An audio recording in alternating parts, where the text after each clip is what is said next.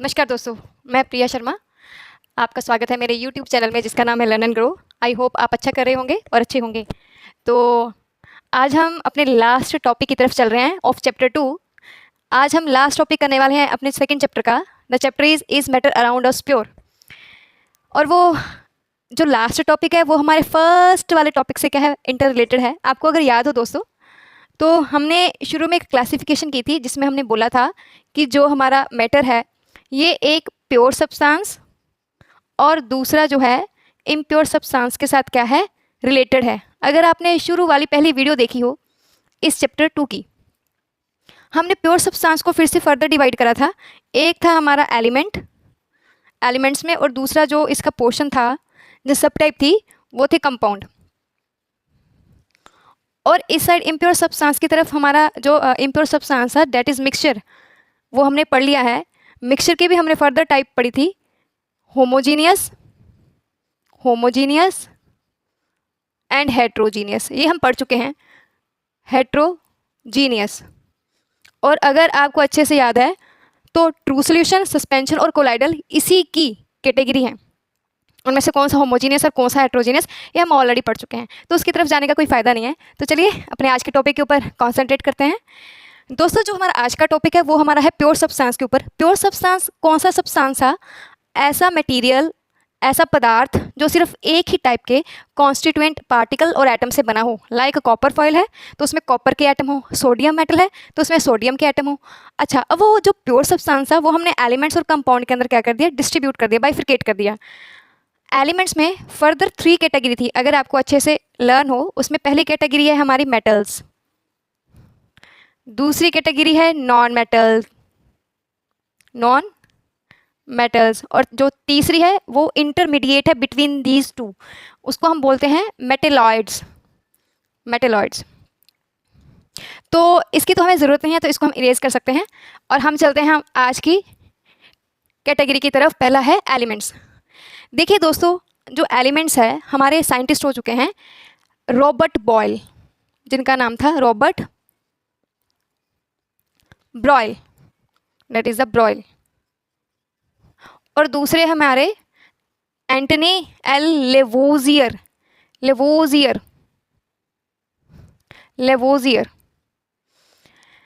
ये French chemist थे और इन्होंने ही पहली बार जो टर्म थी ना हमारी एलिमेंट, उसको क्या करा, इंट्रोड्यूस करा। इन्होंने बोला एलिमेंट वो सब्सटेंस है जिनको हम और छोटे पार्टिकल के अंदर ब्रेक डाउन नहीं कर सकते हैं। एलिमेंट की टर्म इन दोनों साइंटिस्ट ने मिलकर इंट्रोड्यूस करी। मींस एलिमेंट वो सब्सटेंस है जिनको हम फर्दर और डिवाइड करके सिंपल सब्सटेंस के अंदर बाय यूजिंग केमिकल रिएक्शंस नहीं कर सकते हैं डिस्ट्रीब्यूट, या तोड़ नहीं सकते हैं छोटे छोटे पार्टिकल्स के अंदर। तो उसमें जो पहला है मेटल्स, आप बहुत अच्छे से जानते हैं मेटल के बहुत सारे एग्जांपल हैं। मेटल है कॉपर आपका, उसके बाद है गोल्ड आपका, सिल्वर है, और भी सोडियम मेटल है, पोटेशियम मेटल है। अब इनकी क्या क्या फीचर्स हैं, लोअर क्लासेस में आपने इनके फीचर्स पढ़े हुए हैं, तो ज़्यादा डीप जाने की ज़रूरत नहीं है उसमें। जैसे मेटल की सबसे अच्छी खासियत क्या है, सबसे अच्छी खासियत ये है कि वो लस्टर्स शो करते हैं, उनमें चमक होती है। उनको हैमर के साथ अच्छे से बीट करके थिन शीट्स के अंदर क्या करते हैं, कन्वर्ट करते हैं। दे आर अल्सो डक्टाइल, उनकी थिन वायर्स हम क्या कर सकते हैं, बना सकते हैं। उनमें साउंड क्रिएट होती है, they are sonorous in nature. और सारी की सारी ऑपोजिट प्रॉपर्टी किसके पास है, हमारी नॉन मेटल के पास है। नॉन मेटल के पास ना तो लस्टर है, ना वो डक्टाइल हैं, ना वो मेलिएबल हैं, ना वो साउंड प्रोड्यूस करते हैं, and they are bad conductor of heat and electricity also. But हमारी जो मेटल्स हैं they are very good conductor of heat and electricity.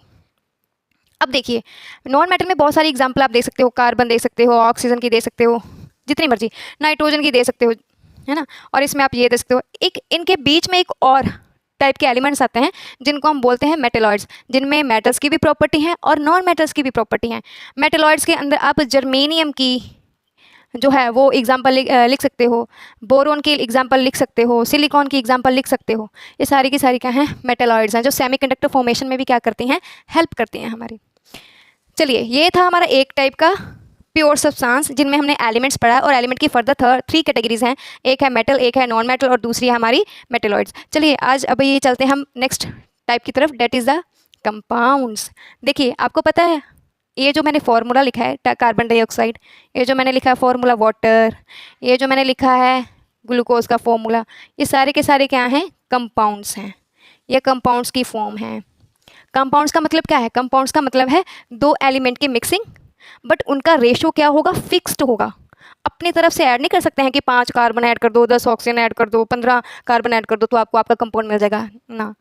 Compound के अंदर ये ज़रूरी है कि जो भी एलिमेंट के आप फिक्सिंग करने वाले हो, एडिशन करने वाले हो, they have proper proportion in their elements. जैसे कार्बन डाइऑक्साइड के अंदर देखो, कार्बन डाइऑक्साइड के अंदर हमारा एक कार्बन है और दो क्या है? ऑक्सीजन। एक कार्बन है और दो क्या है? ऑक्सीजन। सिमिलरली वाटर के केस में देखो, दो हाइड्रोजन है और एक क्या है? ऑक्सीजन। जब दो हाइड्रोजन और एक ऑक्सीजन मिलकर वाटर फॉर्म करेंगे, they will form the compounds. किसी भी रेशो के अंदर हम उनको क्या नहीं कर सकते हैं? कंसीडर नहीं कर सकते हैं। केमिकल रिएक्शंस के अंदर जब इनकी रेशो फिक्स करके हम ऐड करते हैं तो रिजल्टिंग जो सब्सटेंस फॉर्म होता है, date is the compound.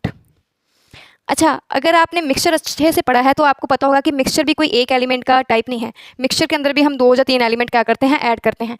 The most important question of our chapter 2 is the difference between the compound and the mixture. वो हमेशा से पूछते हैं टीचर, और मैंने तो बहुत बार 9th के एग्ज़ाम में ये आंसर लिखा हुआ है, मेरे को आज भी याद है। तो चलिए हम चलते हैं आज कंपाउंड और मिक्सचर के डिफरेंस के ऊपर। ये है मेरा कंपाउंड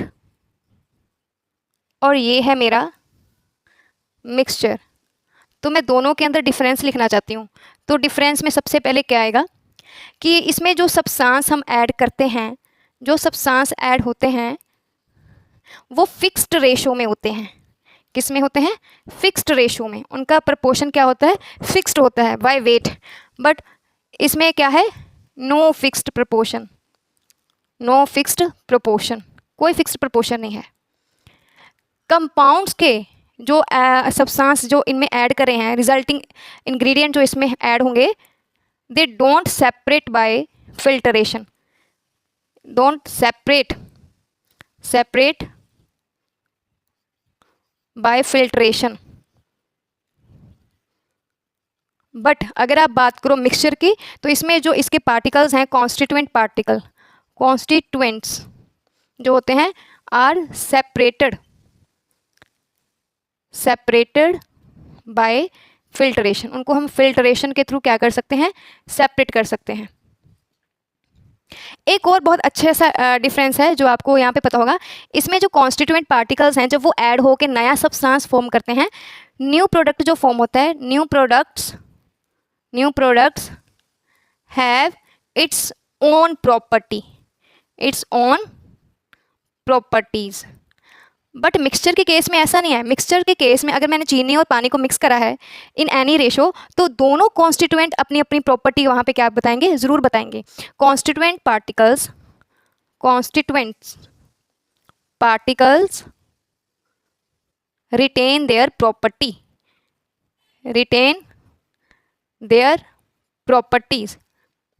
प्रॉपर्टीज। देखिए ध्यान से समझिए, अगर मैंने हाइड्रोजन और ऑक्सीजन को ऐड करके वाटर बनाया है, in the case of compound in fixed proportion, hydrogen flammable है और ऑक्सीजन जो है वो बर्निंग में हमें क्या करती है? हेल्प करती है।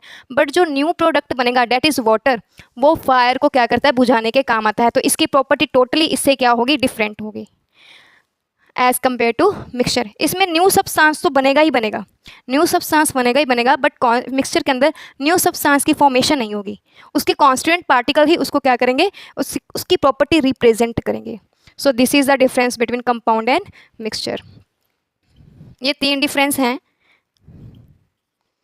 ठीक है, कि इसमें जो कंपाउंड होगा वो फिक्स्ड रेशो के अंदर ऐड होगा। इसमें हम किसी भी रेशो के अंदर क्या कर सकते हैं? कॉन्स्टिट्यूएंट पार्टिकल ले सकते हैं। इसमें कॉन्स्टिट्यूएंट पार्टिकल जो है वो अपनी प्रॉपर्टी शो नहीं करेंगे क्योंकि टोटली न्यू सब्सटेंस फॉर्म होगा। बट इसमें कॉन्स्टिट्यूएंट पार्टिकल अपनी प्रॉपर्टीज हमेशा क्या करेंगे? रिटेन करके रखेंगे।